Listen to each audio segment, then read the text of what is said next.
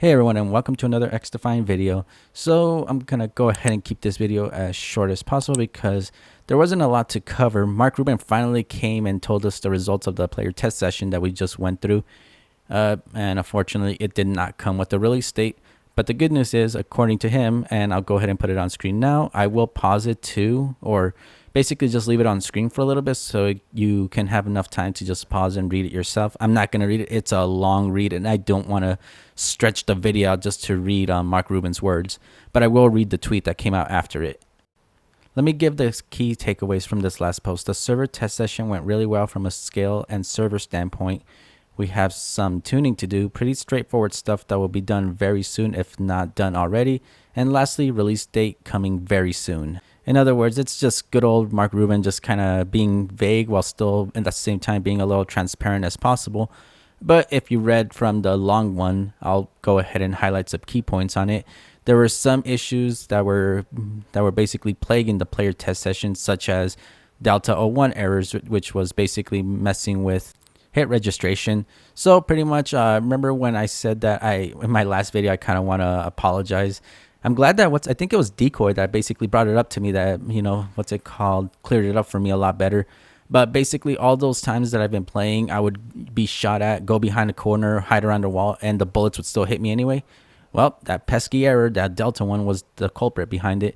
The dev team pretty much, according to them, should have squashed it by now.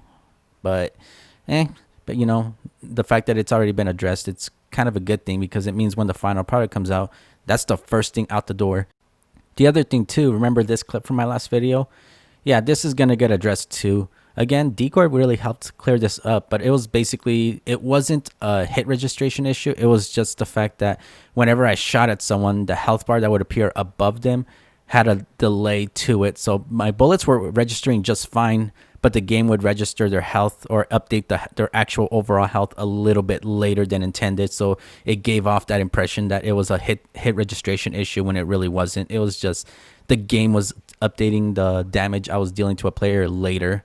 Think of it like a delay input on someone taking damage, but more on a visual approach, not physical. Physically, they are taking damage. Visually, the game is still updating it. So again, it was nothing that it was something I only noticed when I was editing, but other people probably noticed it a lot faster than I did.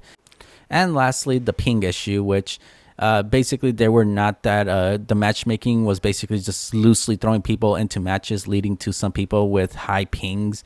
So if you could have open NAT type, really strong internet, the matchmaking being the way it was would just throw you into a match without actually checking your network issues and everything or your location, and it would just throw you into like the most randomest match, even worse than skill-based matchmaking in my opinion. Because yeah, you can have a bunch of casuals in one lobby, but does it really matter if your ping's over 300? Your shots aren't going to land, and it's going to lead to an uncomfortable experience. But again, they addressed that.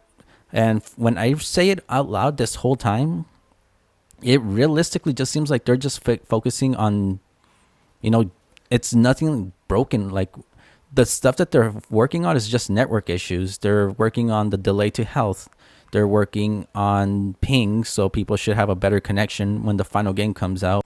And lastly, the hit or I don't know how to say it. Basically, that little, I'm just going to call that part the hit registration issue, where you would be shot at, go behind cover, and all the bullets would still hit you anyway.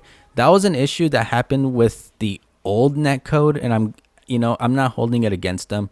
I had a feeling the second they said they were going to switch servers to Linux, these issues would come right back. And I guess the people that haven't played XDefiant in a while or at all were not expecting it. So I'm assuming this is going to be something they're going to clutch onto for the rest of this game's life. But I was expecting it to happen again, so it didn't bother me. I still had a fun time. I have plenty of content that, if the release date is soon, might become redundant and more for nostalgia purposes of, hey, check it out, this is what old XDefiant footage looked like. Anyways, yeah, that's pretty much where we're at right now. Everything from the player test session looked nice from what Mark Rubin was saying. Everything they look like they're going to quickly be addressing and or have already fixed. And overall, at the end of the day, we're just gonna be waiting maybe halfway through May or something. But who knows? At this point, everything looks good. We could either be expecting a mid-May release, early June, July, a summer release window. Basically, I know that word probably is bringing PTSD to some XDefiant members, but cool. Everything looks smoothly. The gameplay just fine. There is no crashes on my end. So, and the issues that I did have are going to be non-existent when the final game comes out, Season 0 and whatnot. So I'm looking forward to this game already. And yeah, hope you enjoyed this video, and leave a like and comment what you think about XDefiant if you played the player test session, if you're excited about the news that we've been given. And yeah, follow me over on Twitch at Dubaderp. You know, I'll leave all my link in the description. And stay tuned for more XDefiant content. And until next time, I'll see you all later.